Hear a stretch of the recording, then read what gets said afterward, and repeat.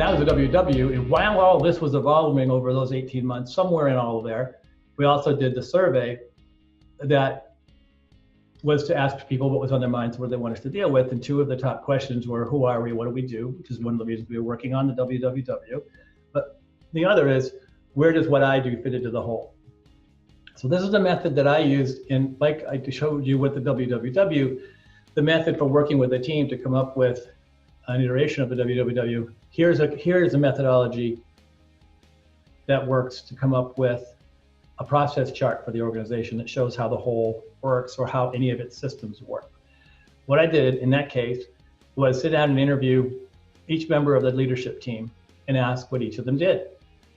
And then work with them each to rough out a process flow chart and then iterated with each of the leaders on a way to show what they did and how it related to what the other leaders did.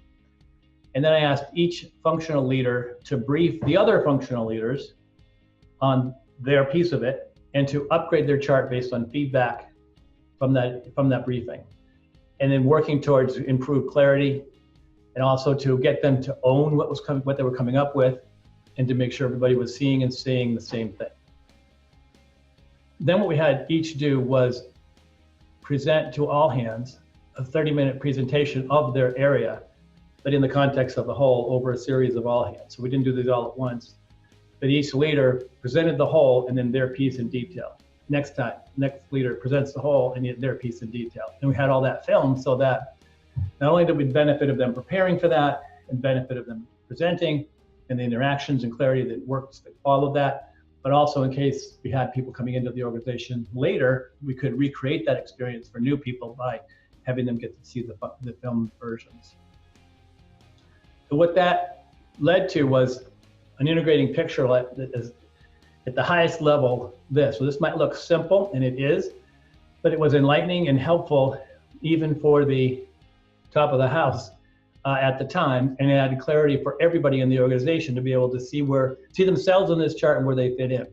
So here's our suite of products that were developed by the product developers.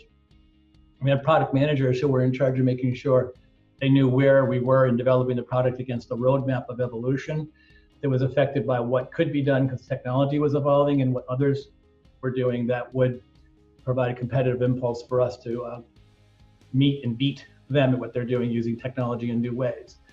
Then we would take the offering, and our sales and marketing folks would package information about this offering suite and present it to the market. We would host and support the software for those who used our services to run the system for them. Then we had professionals who provided services to help those in the market that wanted to use the service in their own way to tailor it and operate it themselves. And then we had a training group that trained users. And our clients were in three broad markets: our civilian, which is now run by Greg, who's in his team or in our session here today. And then there was a group in defense and a group in intelligence. And then we had a COO, a CEO, and then a finance and HR, infrastructure, facilities, IT, all around supporting it. Very simple picture, tells a nice little story.